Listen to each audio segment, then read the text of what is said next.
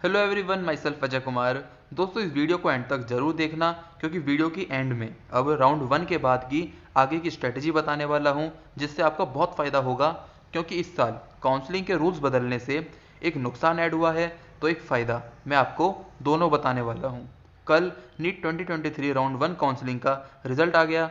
जैसा मैंने अपनी पिछली वीडियो में प्रिडिक्ट किया था, वैसा ही कट ऑफ रैंक देखने को मिल रही है, सिर्फ एक ओबीसी कैटेगरी को छोड़कर।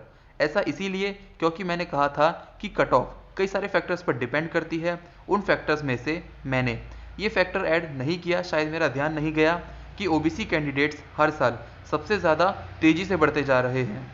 आने वाले कुछ सालों में जनरल और ओबीसी कैटेगरी वालों को कट ऑफ रैंक सेम देखने को भी मिल सकती है।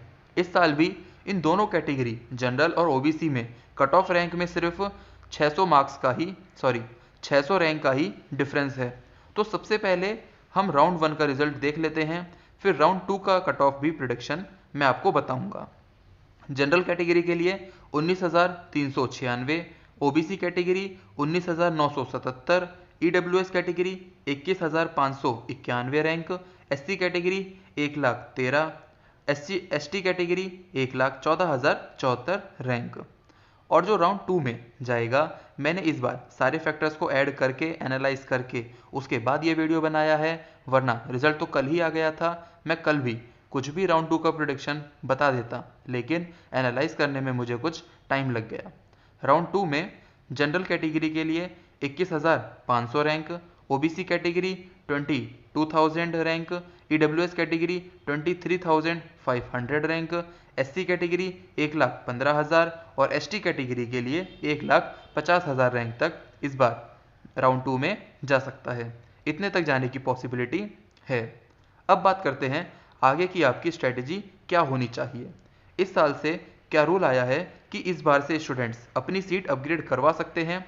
पिछले साल तक क्या होता था, अगर किसी को सेकेंड राउंड में सीट मिल गई तो वो सीट उसे लेनी पड़ती थी, और अगर स्टूडेंट ने वो सीट ले ली तो वो राउंड 3 यानी मॉपअप राउंड के लिए और स्ट्रे वैकेंसी राउंड के लिए एलिजिबल नहीं माना जाता था। और अगर मिली हुई सीट स्टूडेंट ने नहीं ली तो मॉपअप राउंड में पार्टिसिपेशन के लिए फिर से डिपॉजिट भरना पड़ता था। लेकिन इस साल से आप राउंड 2 के बाद भी अपग्रेड करवा सकते हो। इसका मतलब इस बार हर स्टूडेंट राउंड 2 के बाद मॉपअप राउंड में सीट अपग्रेड करवाएगा। और अगर ऐसा होता है तो जो मॉपअप राउंड के बारे में कहा जाता है कि इस राउंड में कट ऑफ बहुत कम हो जाती है, हर स्टूडेंट के या ज़्यादातर स्टूडेंट्स के सीट अपग्रेड करवाने की वजह से राउंड 2 और मॉपअप राउंड की कट ऑफ में ज़्यादा डिफरेंस देखने को नहीं मिलेगा। ये एक नुकसान है। अब फ़ायदे की बात करते हैं। दोस्तों, ये नुकसान और फ़ायदा ऐसे ही नहीं दिख जाते, काफ़ी एनालाइज और सोचना पड़ता है। इसलिए इस चैनल को सब्सक्राइब कर लो। मैं ऐसे ही नीट की एग्जैक्ट नॉलेज के साथ वीडियो लाता रहता हूँ। अब बात करते हैं फ़ायदे की।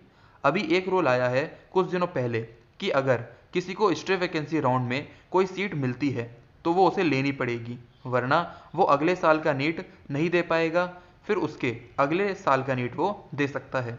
जैसे मान लो मुझे स्ट्रे वैकेंसी राउंड में अपनी चॉइस फिलिंग से कोई कॉलेज मिल जाता है और मैं नहीं लेता हूँ, तो मैं नीट 2024 नहीं दे पाऊँगा, फिर मैं नीट 2025 के लिए एलिजिबल माना जाऊँगा। और इसी डर से काफ़ी स्टूडेंट्स स्ट्रे वैकेंसी राउंड में पार्टिसिपेट नहीं लेंगे। लेकिन अगर आपको सीट चाहिए, अगर आपको इससे फ़र्क नहीं पड़ता कि आपकी वो सीट नए कॉलेज की है या पुराने कॉलेज की है या इंडिया के किसी भी कोने की है, तो आप स्ट्रे वैकेंसी राउंड में पार्टिसिपेशन लो और सारे कॉलेजेस की चॉइस फिलिंग कर दो। वहाँ आपको कट ऑफ में ज़्यादा डिफरेंस देखने को मिल सकता है, क्योंकि इस बार इस रूल की वजह से ज़्यादा लोग नहीं आएंगे। दोस्तों, इस रूल का नोटिस तो एमसीसी की तरफ से आया हुआ है, लेकिन अब ये कब से लागू होगा ये देखने वाली बात होगी, या इस साल से लागू होगा भी या नहीं। दोस्तों, इस चैनल को सब्सक्राइब कर लो, क्योंकि अगली वीडियो में मैं मॉपअप राउंड की स्ट्रेटजी बताने वाला हूं, ताकि आपको अपने मार्क्स पर बेस्ट कॉलेज मिल सके। मिलता हूं अगली वीडियो में नीट की एग्जैक्ट नॉलेज के साथ। तब तक के लिए गुड बाय।